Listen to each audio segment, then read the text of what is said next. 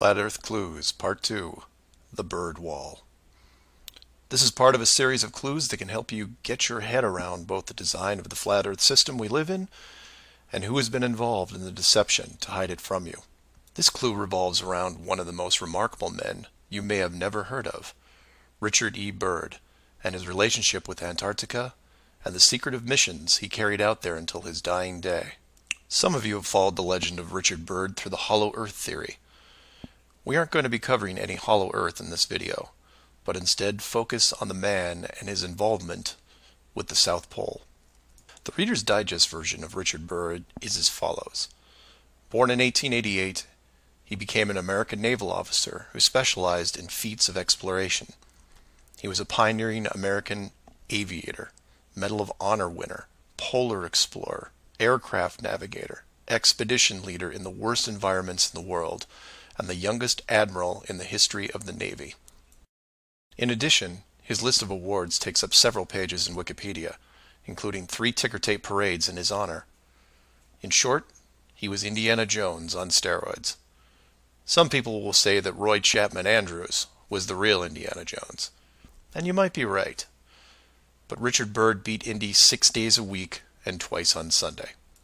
I mention all his accolades to paint a picture of credibility and trust. The governments of the United States and the world trusted his judgment and leadership, and took advantage of every chance they had to put him in charge of special missions. The first large-scale mission was an expedition to Antarctica in 1928. This was noteworthy because even though he had just flown over the North Pole in 1926, all expeditions from 1928 on were focused on the South. The expedition lasted 2 years, and during it, at the age of 41, he was promoted to admiral. His second Antarctic expedition ran from 1933 to 1935, and his third from 39 to 40. While in Antarctica, he was also an advisor for other countries who had their own expeditions, including England, France, Germany, and building off previous countries' expeditions from Belgium, Japan, and Sweden. He then helped lead U.S. Navy fleet operations in World War II, was present during the Japanese surrender in 1945, but then something strange happened. He went back to Antarctica. Now, some of you aren't surprised because he'd been there since 1928, and I agree with you. It's the how that's interesting here. His fourth trip to Antarctica wasn't an expedition. It was a military operation called Operation High Jump. Commanding an entire aircraft carrier group that included 13 support ships, Admiral Byrd led 4,700 men to the South Pole, for reasons that are still shrouded to this day. Some say they were chasing the remaining Nazi fleet, even though Germany had surrendered a full year earlier. Others say there was a Nazi base established in Antarctica during the war, when Admiral Byrd was absent. None of these theories are important for this video. What we do know is that the U.S. had sent an excessively large military force to the ice, all under the guise of peaceful intentions. During this operation, Admiral Byrd told a Chile newspaper this: "The most important result of his observations and discoveries is the potential effect that they have in relation to the security of the United States. The fantastic speed in which the world is shrinking," recalled the Admiral, "is one of the most important lessons learned during his recent Antarctic exploration. I have to warn my compatriots that the time has ended when we were able to take refuge in our own isolation and rely on the certainty that the distances, the oceans, and the poles were a guarantee of safety." After the operation, Admiral Byrd toured the States and gave interviews, the most interesting of which is a national television show in 1954 called The Longines Chronoscope. A horrible name, but a decent show.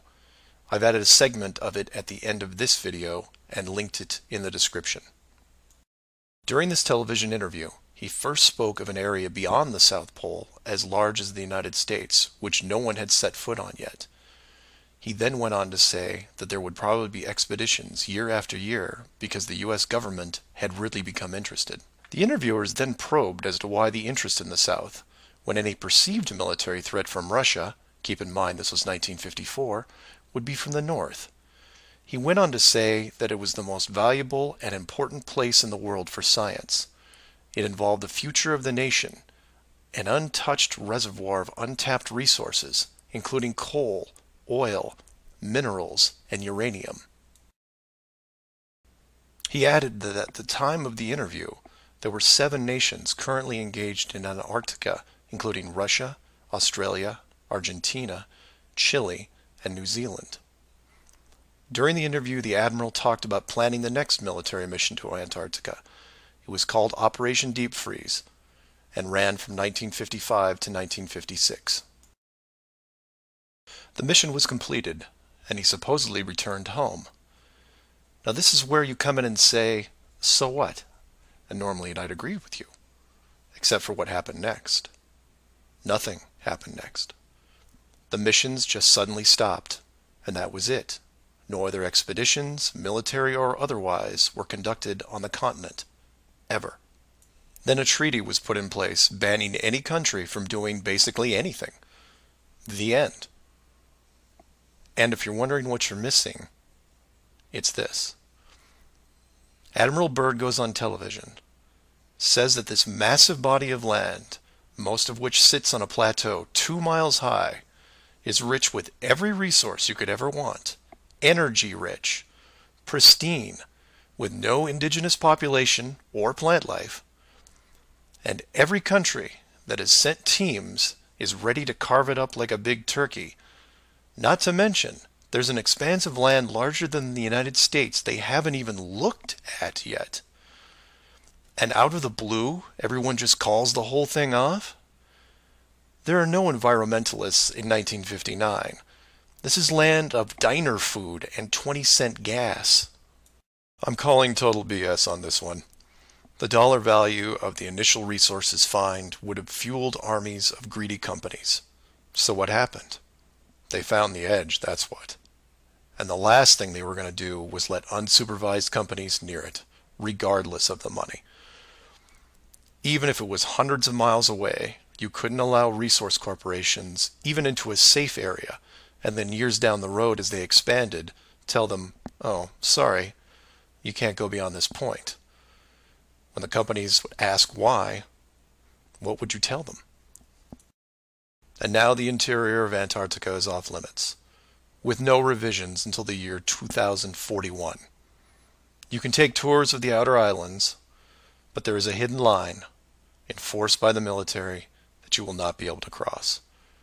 Because the interior is actually the exterior edge. It's there, it's hidden, and it's protected. The Earth you live on is flat. So do some of your own research and ask questions. Please feel free to email me at msargent23@comcast.net or 303-494-6631. Our very distinguished guest for this evening is Admiral Richard E. Byrd. The North Pole used to be a no man's land, but these are the days when, by buying a ticket on a commercial airliner, you can fly across the North Pole and drink a cocktail at the same time. Yet only 60 or more years ago, about 35 years ago, our guest tonight found out whether there was any land north of the North American continent. He made that first discovery flight, and I must say that Admiral Byrd, our guest tonight, is not only our greatest living explorer, but he's been an inspiration to countless Americans. Admiral Byrd, you've been to both the North Pole and the South Pole. Is there any unexplored land left on this Earth that might appeal to adventurous young Americans? Yes, there is. And not up around the North Pole, because it's getting crowded up there now, because they find out it's really usable, not only to live in, but militarily. But strangely enough, there's left in the world today an area as big as the United States that's never been seen by a human being. And that's beyond the pole on the other side of the South Pole from Middle America. And I think it's quite astonishing that there should be an area as big as that unexplored. That's a tremendous So challenge. there's a lot of adventure left down at the bottom of the world. Admiral, an expedition to which I believe you're the advisor is now en route. What is that expedition doing? Well, that's the icebreaker Etka. and it's a reconnaissance expedition, is going down to the South Pole area to make certain observations and to look for some bases. They will be back in April, and they will report back, and upon the information we get from that undertaking, we will base the bigger expedition that's to follow. Is that very definitely planned, or is that... That is being planned right now. So I'm willing to say to you that there will be a number of expeditions that will follow, I think, year after year, at the bottom of the world, because the government has really become interested. Well, Admiral Byrd, I can understand, I think everybody can, the interest in the North Pole because it's so near our greatest challenger, Soviet Russia. But why this interest in the bottom of the world? Nobody living down there, is there? No, it's pretty cold.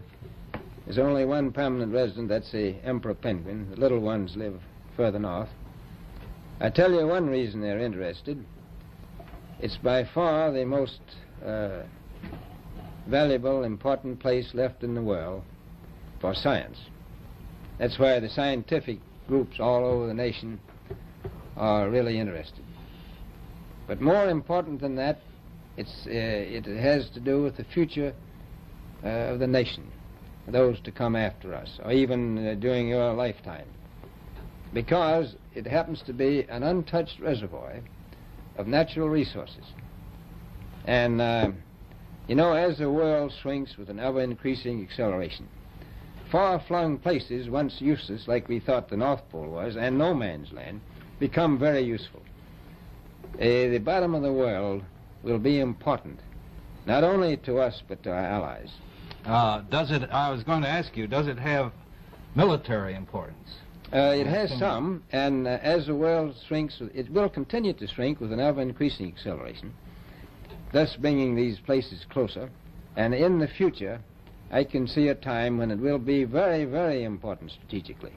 Well, has the development of air power increased the strategic importance of places like the very much Parma so. Peninsula, was it? Very much so. Even now, if anything happened and we lost the Panama Canal, we would have to control the islands just north of Antarctica, which are part of Antarctica.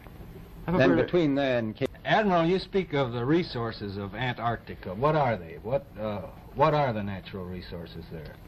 Well, we've found enough of coal within 180 miles of the South Pole in a great ridge of mountains.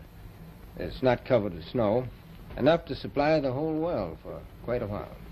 Well, that's the coal. Now, there's evidence of many other minerals. We are pretty sure there's oil. Now, that coal shows the bottom of the world. Now, by far the coldest spot in the world. Where that coal is gets 100 below zero in the winter. Well, it was once tropical.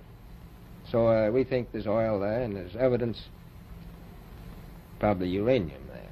is it any secret, is there uranium there? That would be the only thing that would be practical to actually go after, I suppose. Everything else would be economically unfeasible, wouldn't it? Well, as we recklessly expend our resources, the time will come when we'll have to go after that stuff down there. Well, you know, I avoided what you said about uranium. I'm not sure about that. I don't want to have the world fight over the Antarctic. And Robert, is there a competition among other nations to try to get information about Antarctica and possibly to secure some of these resources? Well, yes. There are now 7 nations very much interested. Russia is interested tremendously. That I'm sure of. Australia has an expedition down there. The Argentine, the Chile, New Zealand, Britain, and so on. Now, you can understand those people down there being interested because they live down there, the New Zealanders, the Argentinians, the Chileans, and Australians. And so we don't do much about claiming anything. Admiral, you make this sound a little crowded. Are there that many expeditions now there or en route there? Well, you know, as I said, it's the most peaceful place in the world, but I don't think it will be for long because of this intense interest on the part of other nations and this nation.